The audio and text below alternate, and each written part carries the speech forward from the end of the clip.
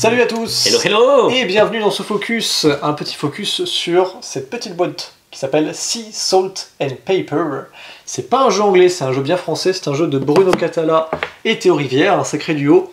C'est illustré par, je vous le dis tout de suite, c'est marqué ici, alors je pense que c'est Pierre-Yves parce que c'est marqué PY Gaillard et Elle, donc son prénom Elle, de Rennes. C'est un jeu à partir de 8 ans. Pour 2 à 4 joueurs, pour des parties d'environ 30 minutes. C'est un petit jeu très accessible. Il y a une petite sensation de ski-jo pour la fin de partie. Il y a de la prise de risque du coup. Et c'est essentiellement un jeu de collection. Donc ici vous avez le matériel. C'est extrêmement simple parce que c'est tout petit. Vous avez uniquement des cartes dans ce jeu. Et ici le but ça va être d'atteindre un certain nombre de points.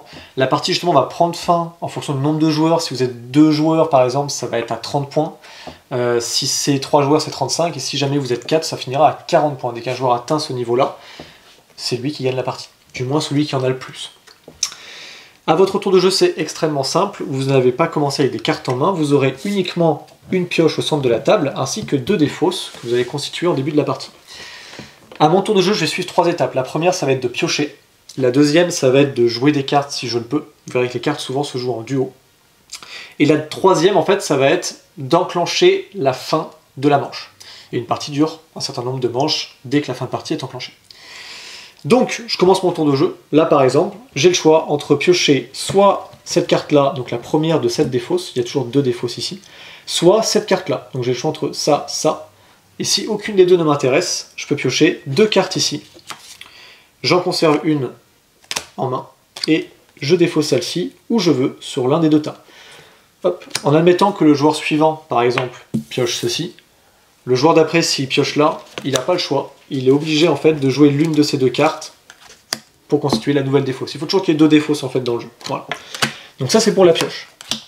Une fois que j'aurai pioché des cartes, eh ben, je vais pouvoir en fait constituer une main qui me vaudra des points. Alors sur celles qui valent le plus de points, en général, ça va être des cartes de collection. Je vais essayer de les attraper pour vous les montrer ici. Hop. Là par exemple, on a une collection de coquillages. Hop. Voilà. Et les coquillages, vous le voyez ici, il y a un barème, plus j'en ai, donc là j'en ai 3, plus ça me fait de points. Donc là par exemple, je marque 4 points pour avoir 3 coquillages. Si j'en ai qu'un, ça me fait 0, par exemple. On a plein d'autres collections, on a des pieuvres aussi. Des petits pingouins. Des petits pingouins, très cool. Les pieuvres. Et ce qui est très bien fichu, c'est qu'en bas à droite des cartes, à chaque fois, vous avez le nombre d'exemplaires de cartes. Donc vous savez si la carte, quand vous l'avez en 3 exemplaires et qu'il n'y en a que 3, en général, c'est plutôt bon pour vous. On va avoir aussi des cartes, donc notamment dans les cartes de collection, d'autres cartes qui sont intéressantes parce qu'elles ont des capacités mais rapportent pas beaucoup de points. Ça va être les cartes qu'on appelle les cartes duo. En général, elles ont toujours 2 logos, donc je vous montre par exemple les petits bateaux ici. Hop. Les petits bateaux qui marchent par paire, on le voit ici à chaque fois sur chaque carte duo, vous avez le symbole en haut qui vous indique à chaque fois avec le petit pointillé qu'il vous en faut 2 pour à la fois marquer un point et à la fois faire l'effet quand vous la jouez. Donc, début de mon tour, par exemple, je pioche, moi je dis de piocher. Et juste après, si je peux jouer une carte, donc comme là par exemple, parce que j'ai 2 bateaux, et bien dans ce cas-là, je joue devant moi. Ce qui fait que déjà, c'est plus dans ma main. Donc si jamais il y a des effets de cartes qui veulent me piquer des cartes dans ma main, bah, du coup, on ne peut plus me le faire. Et l'avantage ici du bateau, c'est que ça me fait un point sûr, et en plus je rejoue. Ça veut dire que je rejoue un tour. Donc là, par exemple, je pourrais repiocher, mettons je prends un crabe, et s'il me restait encore un crabe dans la main, et bah bingo, je peux les jouer aussi, boum.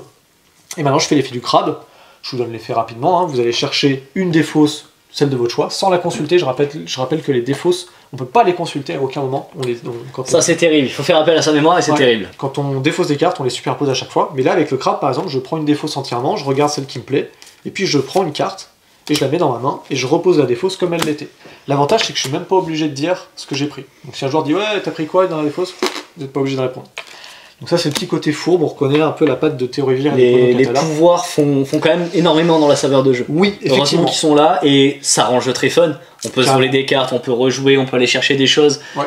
Ça crée de l'interaction, énormément d'interaction entre les joueurs. Complètement. En plus de cette question de bon, qu'est-ce que je vais à mon tour, que vais-je laisser à disposition des autres joueurs, puisque je dois forcément rendre une de mes 2 cartes. Exactement, donc il y a ce petit côté chafouin sur les effets. Autre particularité aussi pour marquer des points de victoire, c'est que vous avez ce genre de carte. Il y en a une à chaque fois pour chaque petit logo comme ça. Donc les pieuvres, il y a les bateaux, les poissons, il doit y avoir les crabes aussi. Donc à chaque fois ça rapporte des points, les ancres aussi, il y a les ancres de marée. Il y a les ancres. Voilà, donc ça en fait ça vous rapporte par exemple 1 point par petit bateau que vous avez. Donc ça c'est cool aussi, c'est des cartes qui sont non négligeables. Qu'est-ce que vous allez avoir d'autre? Notamment la dernière phase du tour, c'est quand vous avez au moins 7 points, et là c'est là que vient la grosse prise de risque. Quand vous avez au moins 7 points, à la fin de votre tour, vous pouvez enclencher la fin de la partie en disant soit stop, soit dernière manche. Si vous dites stop, tout le monde arrête de jouer, et chacun marque son score, en fait, tout simplement. Donc en fonction des paires que j'ai, je marque des points, en fonction de si j'ai des petites choses comme ça, des collections, je marque mon score. Donc mettons, je fais 20 points, Anthony fait 21, et on marque chacun nos points respectifs. Si jamais je mets fin à la partie en disant dernière manche, dans ce cas-là, je propose à chacun des autres joueurs de faire une dernière manche, donc en jouant classiquement leur tour, ils jouent un dernier tour, et ensuite, on va regarder deux choses en fait, enfin, du moins une chose, c'est mon score. C'est-à-dire que si j'ai le score le plus élevé, quand je dis dernière manche, dans ce cas-là, je vais marquer mes points plus un bonus qu'on appelle de couleur. Le bonus de couleur, en fait, vous allez regarder votre couleur la plus grande, donc mettons les cartes bleues, voilà, des cartes comme ça, j'en ai 4, je fais 20 points, plus 4 parce que j'ajoute à ça mon bonus de couleur qui ici est de 1, 2, 3, 4 cartes. Donc c'est plutôt intéressant parce que je gagne mes points plus le bonus de couleur, alors que les autres joueurs ne marqueront que leur bonus de couleur. Donc ça c'est risqué, parce que du coup vous leur laissez quand même un dernier tour.